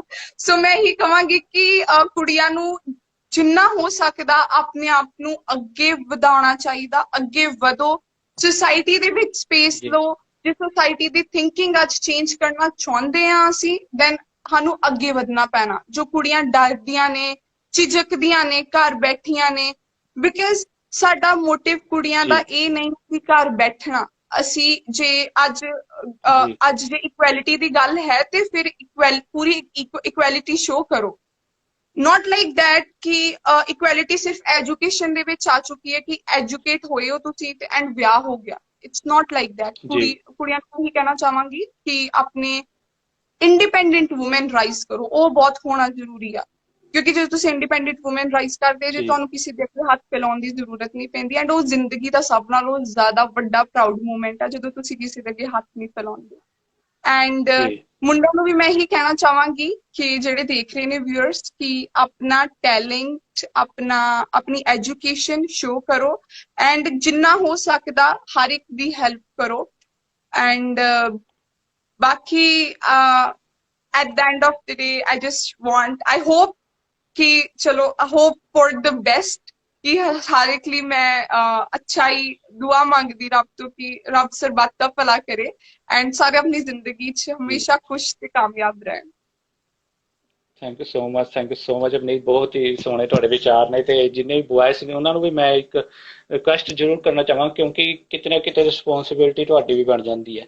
ਬਿਕੋਜ਼ ਜਦੋਂ ਵੀ ਕੋਈ ਵੀ ਕੁੜੀ ਜਾਂ ਕੋਈ ਵੀ ਪੇਰੈਂਟਸ ਨੇ ਉਹਨਾਂ ਦੇ ਡਰ ਮਨ 'ਚ ਇਹੀ ਹੁੰਦਾ, ਕਿਉਂਕਿ ਬॉयਜ਼ ਜਿਹੜੇ ਨੇ ਉਹਨਾਂ ਨੂੰ ਆਪਣੀ ਜ਼ਿੰਮੇਵਾਰੀ ਸਮਝਣੀ ਚਾਹੀਦੀ ਹੈ। ਉਹਨਾਂ ਨੂੰ ਖੁਦ ਨੂੰ ਇੱਦਾਂ ਬਣਾਉਣਾ ਚਾਹੀਦਾ ਕਿ ਕੱਲ ਤੁਸੀਂ ਕਿੱਥੇ ਵੀ ਖੜੇ ਹੋ ਤਾਂ ਕੋਈ ਵੀ ਭੈਣ ਸਾਡੀ ਜਾਂ ਕੋਈ ਵੀ ਕੁੜੀ ਤੁਹਾਨੂੰ ਦੇਖ ਕੇ ਕੰਫਰਟ ਫੀਲ ਕਰੇ ਕਿ ਹਾਂ ਕੋਈ ਗੱਲ ਨਹੀਂ, ਸਾਡਾ ਵੀਰ ਖੜਾ ਜਾਂ ਸਾਡਾ ਫਰੈਂਡ ਖੜਾ ਹੈ, ਸਾਨੂੰ ਕੋਈ ਦਿੱਕਤ ਨਹੀਂ ਹੈ। ਅਸੀਂ ਕਿੱਥੇ ਵੀ ਕੰਮ ਕਰ ਸਕਦੇ ਹਾਂ, ਕਿੱਥੇ ਵੀ ਜੋਬ ਕਰ ਸਕਦੇ ਹਾਂ, ਰਾਤ ਦੇ 2 ਵਜੇ ਹੋਣ ਜਾਂ ਰਾਤ ਦੇ 3 ਵਜੇ ਹੋਣ, ਅਸੀਂ ਕੰਫਰਟ ਜ਼ੋਨ 'ਚ ਰਹਿ ਸਕਦੇ ਹਾਂ। ਸੋ ਕਿਤੇ ਨਾ ਕਿਤੇ ਜ਼ਿੰਮੇਵਾਰੀ ਮੁੰਡਿਆਂ ਤੇ ਵੀ ਬਣ ਜਾਂਦੀ ਹੈ। ਸੋ ਸੋਚਣਾ ਪਏਗਾ, ਕਿਉਂਕਿ ਆਉਣ ਵਾਲਾ ਜਿਹੜਾ ਜਨਰੇਸ਼ਨ ਹੈ, ਰੈਗੂਲੇਸ਼ਨ ਹੈ, ਉਹ ਚੇਂਜ ਕਰਨੀ ਪਏਗੀ। So thank you so much Apneet ਜੀ, ਤੁਸੀਂ ਸਾਡੇ ਜਿਹੜੇ ਬਹੁਤ ਹੀ ਵਧੀਆ ਲੱਗਿਆ ਤੁਹਾਡੇ ਨਾਲ ਗੱਲ ਕਰਕੇ। ਸੋ ਜਿੰਨੇ ਵਿਊਵਰਸ ਬਣੇ ਨੇ ਉਹਨਾਂ ਸਭ ਦਾ ਬਹੁਤ ਬਹੁਤ ਧੰਨਵਾਦ, ਤੇ ਜੁਆਇਨ ਕਰਦੇ ਰਹੋ, ਮੁਲਾਕਾਤ ਕੁਝ ਖਾਸ ਦੇਖਦੇ ਰਹੋ ਤੇ ਸ਼ੇਅਰ ਕਰਨਾ ਨਾ ਭੁੱਲਿਓ। ਤੇ specially thanks for PTC Punjabi and ਜਿੰਨੀ ਵੀ ਉਹਨਾਂ ਦੀ ਟੀਮ ਹੈ। ਸੋ ਧੰਨਵਾਦ ਸਾਰਿਆਂ ਦਾ। ਥੈਂਕ ਯੂ ਅਪਨੀਤ ਜੀ, ਤੁਸੀਂ ਸਾਨੂੰ ਟਾਈਮ ਦਿੱਤਾ ਆਪਣਾ ਕੀਮਤੀ। ਧੰਨਵਾਦ। Thank you. Thank you so much.